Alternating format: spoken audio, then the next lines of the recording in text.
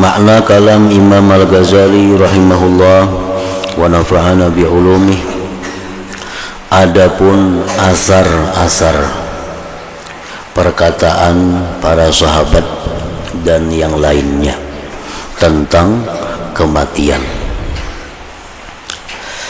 maka Al-Hasanul Basri rahimahullah ta'ala berkata, kematian itu membuka kekurangan dunia, maka kematian tidak meninggalkan kesenangan bagi orang yang berakal.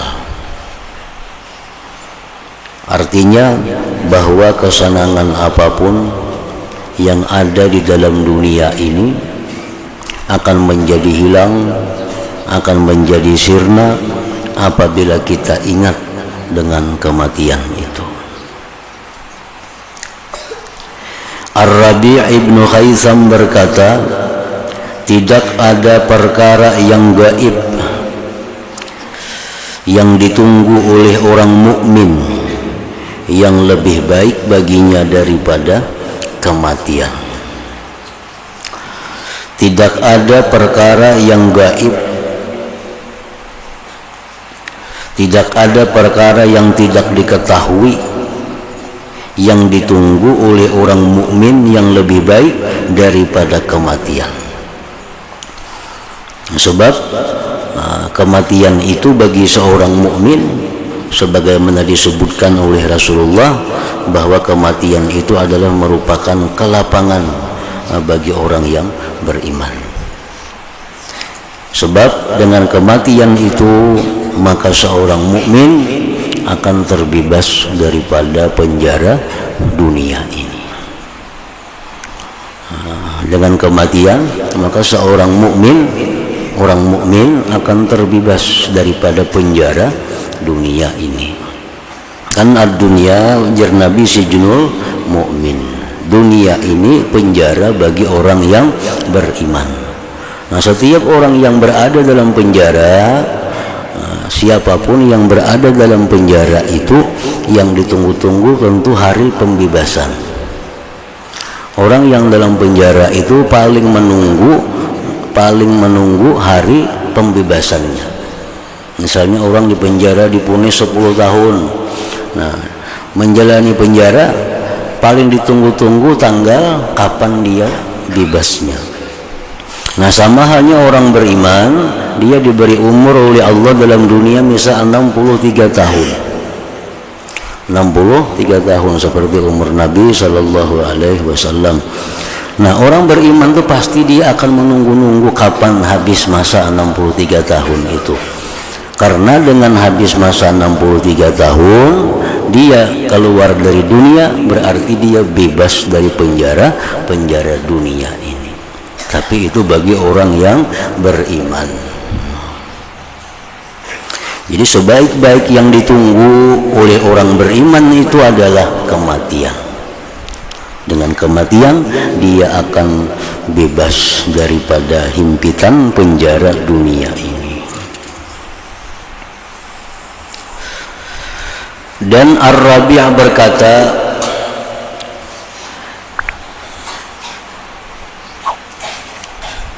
janganlah kamu beritahukan tentang diriku kepada seorang pun. Artinya ujar Syedin, bila aku mati jangan dikabarkan kematianku itu kepada seorang jua pun. Berangkatkanlah aku kepada Tuhanku dengan sembunyi-sembunyi. Sebagian orang ahli hikmah menulis surat kepada seorang laki-laki dari teman-temannya, wahai saudaraku, waspadalah, takutlah, artinya hati-hatilah kepada kematian. Artinya mesti bujur-bujur disiapkan, mesti benar-benar dipersiapkan segala-galanya. Waspadalah kepada kematian di negeri ini. Maksud negeri ini adalah dunia ini. Sebelum kamu menjadi sebelum kamu sampai, artinya ke negeri lain akhirat, di mana kamu menginginkan kematian, maka kamu tidak mendapatkannya. Di akhirat itu ada lagi mati. Jadi bagaimanapun susahnya huru hara padang mahsyar, bagaimanapun sakitnya siksa api neraka, di mana orang-orang sana mencita-cita mengingini agar segera mati, kada ada lagi matinya. Matinya kada ada lagi, sebab matinya sudah mati. Nah, kematian itu sudah dimatikan oleh Allah. Jadi menghendak mati, wah ini dalam dunia ini. Di akhirat tuh kada ada lagi mati. Kayak apa aja hendaknya mati, kada kawa lagi. Jadi waspadalah, hati-hatilah, bersiap-siaplah kematian di negeri ini, di dunia ini.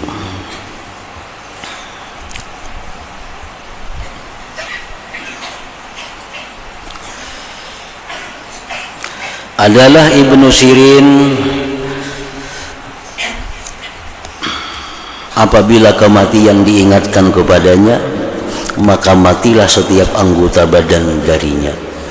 Artinya Ibnu Sirin, salah seorang aulia Allah, bila mana dikisahkan kepada beliau tentang bagaimana kematian itu, maka lemaslah seluruh anggota tubuh sidin. Artinya ada mengatakan keram seluruh anggota tubuh sidin. Umar bin Abdul Aziz radhiyallahu anhu mengumpulkan pada setiap malam akan fuqaha, akan ulama, artinya sewaktu beliau menjadi khalifah. Nah, waktu beliau menjadi khalifah dikumpulkan sidin tiap malam ulama-ulama. Lalu mereka saling mengingatkan kematian, kiamat dan akhirat. Karena Al-Quran, hadis-hadis Rasulullah itu sangat banyak yang menceritakan tentang kematian, tentang kubur, tentang mahsyar, tentang neraka, tentang surga. Jadi di Quran itu banyak kisah-kisah, cerita-cerita Allah demikian.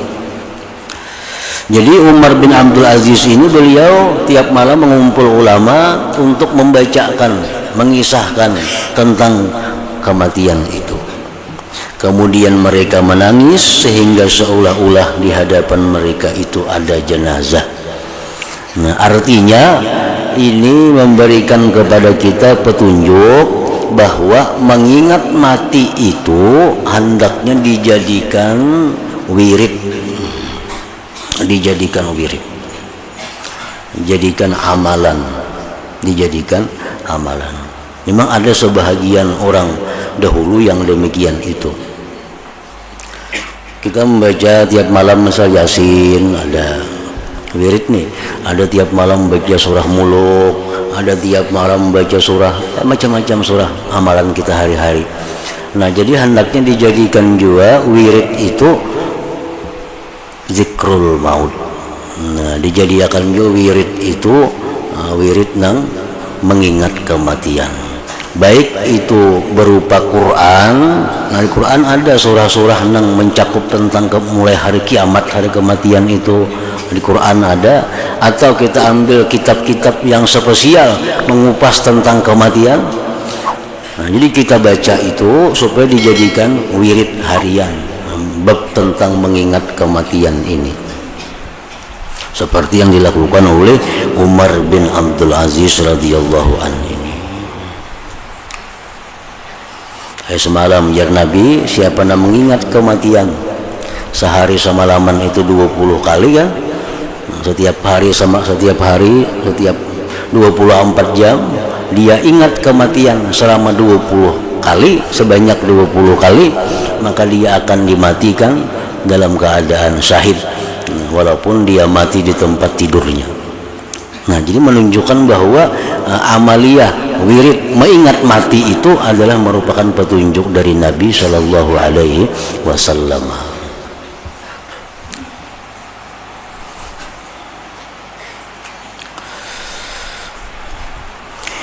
Ibrahim At-Taimi berkata, dua perkara yang memutuskan kelezatan dunia daripadaku. yaitu mengingat kematian dan berdiri di hadapan Allah Azza wa Jalla. Nah, bila dua hal itu, maka kada ada lagi rasa nyaman, walaupun apa nang dimakan, apa nang diminum, apa nang dirasa. Bila ingat dua macam itu, putus kelezatannya. Satu, ingat kematian. Yang kedua, membayangkan kayaknya pasti kita ini disidang di hadapan Allah. Ditanyai satu persatu kita berapa umur ya Tuhan. Sekian umur kita. Kemana kita menghabiskan umur itu? Kayak ini ajar kita. Nah, bila ingat itu, maka itu menghilangkan kelezatan hidup di dalam dunia ini. Ka'ab berkata, barang siapa mengenal kematian, niscaya hinalah atasnya musibah-musibah dunia dan kesusahan-kesusahannya. Siapa yang mengenal kematian, arti mengenal kematian itu mempelajari, memperhatikan tentang kematian, maka musibah apapun dalam dunia ini menjadi rimih, menjadi inting.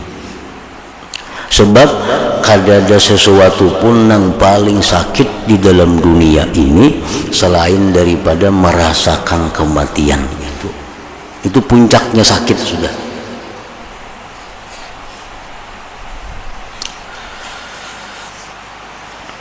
Jadi musibah yang kayak apa aja bila dibanding dengan kematian masih di bawah, artinya masih ringan, masih inting, masih inting. Apapun menimpa kita yang sakit-sakit dibanding dengan sakitnya mati jadi ringan. Barang siapa mengenal kematian, niscaya hinalah atasnya musibah-musibah dunia dan kesusahan-kesusahannya. Mutarrif berkata, saya bermimpi pada apa yang dimimpikan orang yang tidur, seolah-olah seorang berkata di tengah masjid Basrah, mengingat kematian telah memutuskan hati orang-orang yang takut, maka demi Allah kamu tidak melihat mereka melainkan bingung.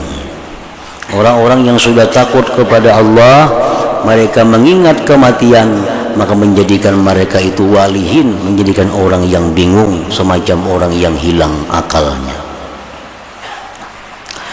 Ash'as berkata, kami pernah masuk, hilang artinya ziarah kepada Al-Hasanul Basri, maka hanya saja ia Hasan Basri adalah neraka, artinya berbicara neraka, urusan akhirat dan mengingat kematian. Kami berhilang kepada Hasan Basri yang dibicarakan sidin urusan api neraka, urusan akhirat dan urusan mengingat kematian. Safiyah radhiyallahu ta'ala anha berkata, sesungguhnya seorang wanita mengadu kepada Aisyah radhiyallahu anha akan kekerasan hatinya. Si perempuan ini datang kepada Aisyah mengadu, minta obati, wahai Aisyah ummul mukminin, kenapa hati ulun ini keras? Arti hati keras itu kada mampan dinasihati, dinasihati kada mampan, itu salah satu hati keras. Yang kedua, tanda hati keras itu kada sedih orang sedih. Orang tuh sedihnya kada ada sedih-sedih, nah itu tanda hatinya keras. Artinya dinasihati lawan Al-Quran, dinasihati lawan hadis, kada mampan, kada bergerak-gerak. Nah ini hati keras, dan itu penyakit hati. Datang kepada Aisyah, kayak apa ubatnya nih supaya hati ini bisa lemah, hati ini bisa lembut, hati bisa tunduk kepada kebaikan. Lalu Aisyah berkata, ujar Aisyah, perbanyaklah mengingat kematian. Nah, perbanyaklah mengingat kematian, niscaya hatimu akan lembut. Lalu wanita itu melakukan, maka hatinya lembut Lalu ia datang mengucapkan terima kasih kepada Aisyah radhiyallahu anha. Kita ingat dosa-dosa kita dahulu. Ingat dulu kita kada sembahyang. Ingat dulu kita melakukan ini. Ingat kita melakukan durhaka lawan Tuhan. Ingat kita melakukan ghibah. Ingat kita melakukan namimah. Ingati dosa-dosa tuh. Bila kada mau juga tangis, nah berarti hati itu keras. Berarti hati itu keras. Orang yang hatinya lembut itu dia mudah menangis bila ingat kedurhakaannya kepada Allah Ta'ala. Itu tanda hati lemah. Ingat dahulu wani lawan Tuhan, dahulu menentang lawan Tuhan. Ingat kalau menangis, nah itu hatinya lemah.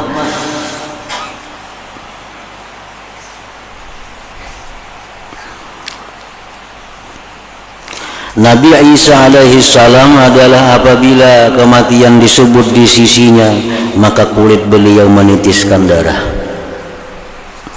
Dan Nabi Daud alaihi salam apabila beliau mengingat kematian dan kiamah, maka beliau menangis, persendiannya terlepas. Dan apabila beliau mengingat rahmat Allah, niscaya dirinya kembali berdiri, niscaya dirinya kembali kepadanya.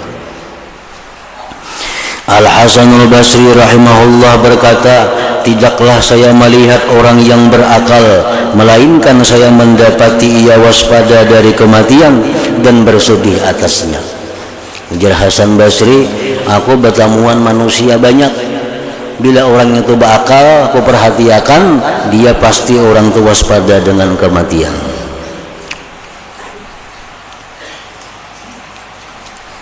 Arti waspada lawan kematian itu macam apa artinya?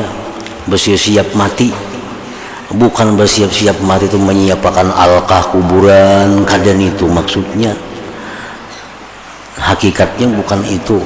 Bersiap-siap mati menyiapkan kain kafan di rumah, kada itu. Nah, arti orang waspada dengan mati itu satu contohnya. Ini kada hendak berhutang-hutang. Kalau mati, kada hendak berhutang, kada berani berhutang. Apalagi umpat arisan maginnya. Kalau mati, siapa membayar akan? Nah, ini orang waspada lawan kematian. Satu, kada hendak berhutang, kada berani berhutang. Apalagi 5 tahun karidit maginnya. Umur sudah 60, mengaridit 12 tahun, 72 artinya. Itu kada waspada lawan kematian. Orang waspada berhutang kada mau, takutan kalau mati.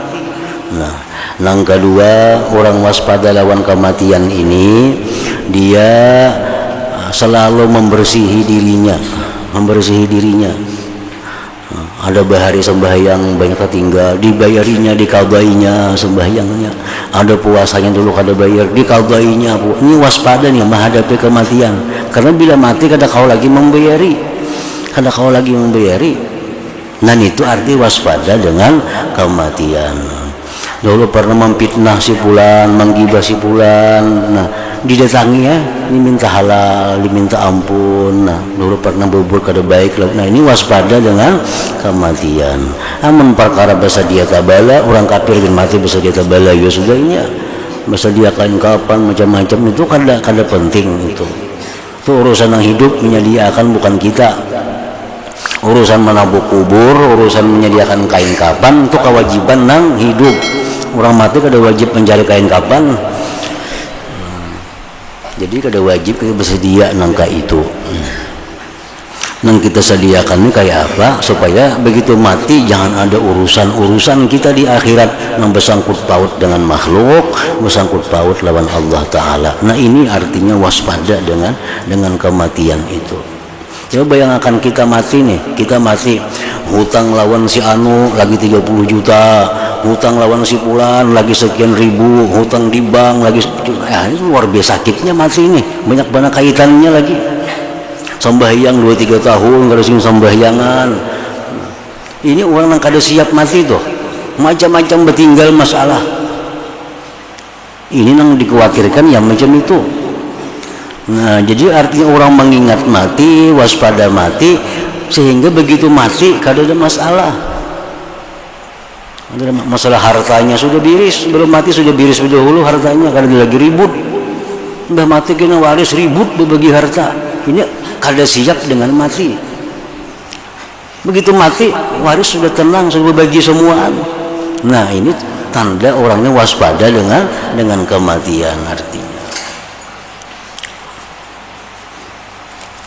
Memang ada sebagian ulama-ulama bahar itu yang bersedia tabala itu ada itu untuk menambah selalu ingat. Memang ada yang bulah tabala di kamar ada, itu hanya sekedar untuk menambah ingatan. Tapi intinya bukan itu. Intinya membersihkan diri menghadapi kematian itu.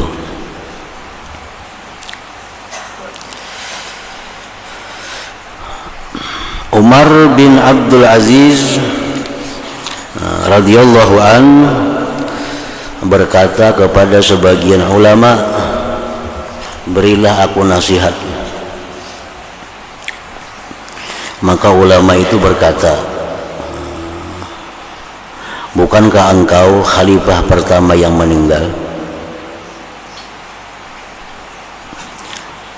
Bukankah engkau khalifah pertama yang meninggal? Artinya pian ini bukan khalifah pertama yang mati. Nah, sebelum pian tuh banyak sudah khalifah nang mati. Sebelum pian sudah banyak raja-raja nang mati.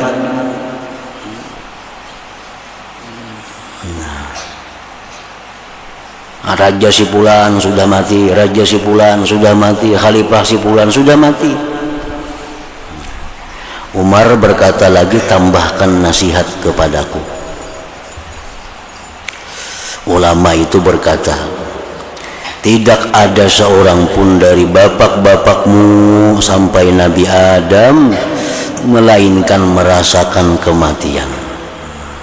Abah Ikam, Kai Ikam, Datu Ikam, raja-raja bahari sampai Adam sudah matian. Dan sungguh datang giliranmu. Ini giliran Ikam pulang nang pacang mati ini.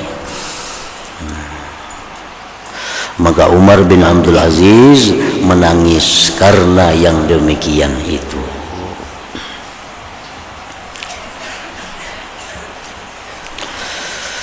Ar-Rabi' bin Khaisam telah menggali kuburan di rumahnya. Rabi' bin Khaisam nih maulah kuburan di rumah. Lalu ia tidur di dalam kuburan itu setiap hari beberapa kali. Jadi membawa kuburan di rumah, guringi kuburannya, jangan diulah wara. Kayak sidin ini, nah bawa kuburan di rumah diguringi. Jadi tinggalkan tilam, jangan guring diranjang lagi. Membawa kuburnya wara diguringi kada usah bawa kubur. Ini bawa kubur diguringi sidin setiap hari beberapa kali ke situ. Apa tujuannya? Untuk mengekalkan, dengan demikian itu akan ingatan kepada kematian, supaya ingat terus lawan mati itu.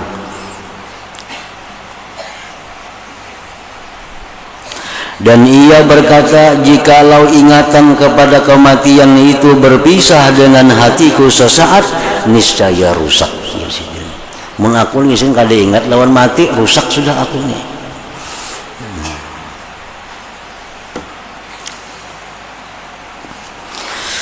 Mutarrib bin Abdullah bin Syekhir berkata, sesungguhnya kematian ini telah menyusahkan atas para pemilik kenikmatan akan kenikmatan mereka. Orang-orang dalam dunia yang menikmati kenikmatan dunia, kematian itu menyusahkan mereka. Maka carilah kenikmatan yang tidak ada kematian padanya.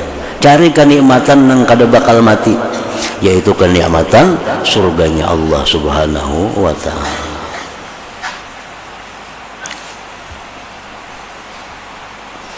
Jadi Allah Subhanahu wa ta'ala apabila sayang kepada hambanya, nah, Tuhan ini bila sayang lawan hambanya,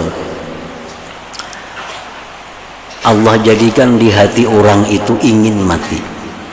Ingin mati. Kan mati itu artinya bertemu Allah. Man ahabba lika Allah, ahabballah liqa'ahu. Barang siapa yang ingin suka bertemu Allah, Allah pun suka bertemu dengan dia itu. Artinya barang siapa yang kepingin mati, Allah pun dengan senang, dengan ridha menyambut kedatangannya.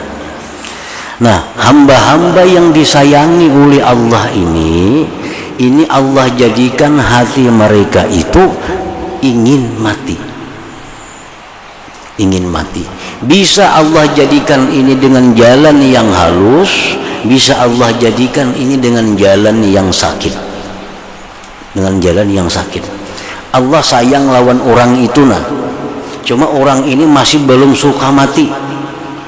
Padahal Tuhan sayang, Tuhan hendak sudah bertemuinya di alam sana. Cuma orangnya belum hendak mati lagi. Nah, Tuhan ulah dulu hatinya supaya senang mati. Dengan cara apa? Dengan cara Allah bisa hilangkan dulu harta-hartanya. Nah, Tuhan sudah sayang, sudah hendak bertemu lawan si pulang kekasihnya nih. Cuma si kekasihnya kada hendak lagi mati, masih ramenya di dunia sini. Tuhan hendak sudah bertemuan lawaninya. Nah, dibuang Tuhan dulu hartanya.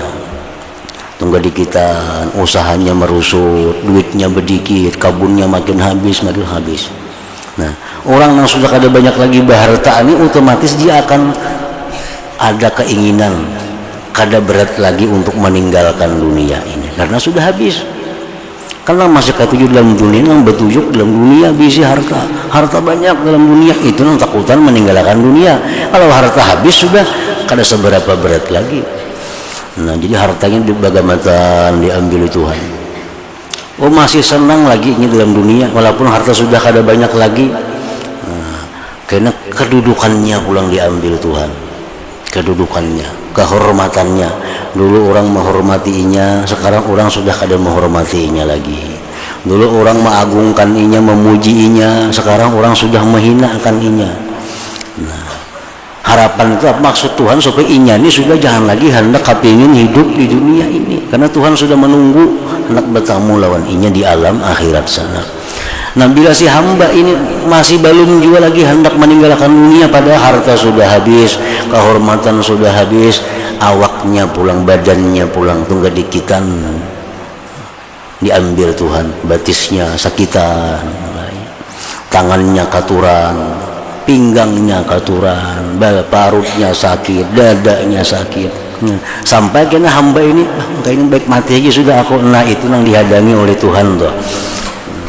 Ini amun Tuhan nang sayang lawan hambanya. Amun Tuhan kada sayang diambil Tuhan bakajut rahatan nang ramian dalam dunia ini. Nah, itu Tuhan kada sayang. Rahatan ramiannya dalam dunia, rahatan bergairah hidup dalam dunia, mati. Itu sakit benar itu. Sebab inya kada hendak mati. Di akhirat pun Tuhan kada hendak bertemu lawan inya kena. Jadi itu artinya pelajaran kepada kita, apa-apa yang diambil oleh Allah dari kita ini sebenarnya Tuhan itu sayang lawan kita, agar kita hendak, agar kita kepingin bertemu lawan Allah itu. Jangan ada sangkaan yang macam-macam, sangkaan yang kada baik, apalagi kepada Allah. Itu artinya Allah ada tujuan bagus, hendak lakas bertemuan kita, hendak lakas bertemuan kita dengan cinta kepada kita itu.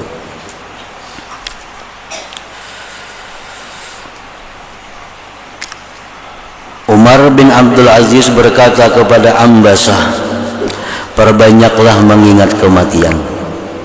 Maka kalau kamu itu orang yang lapang kehidupan, maka mengingat kematian itu menyempitkan atasmu.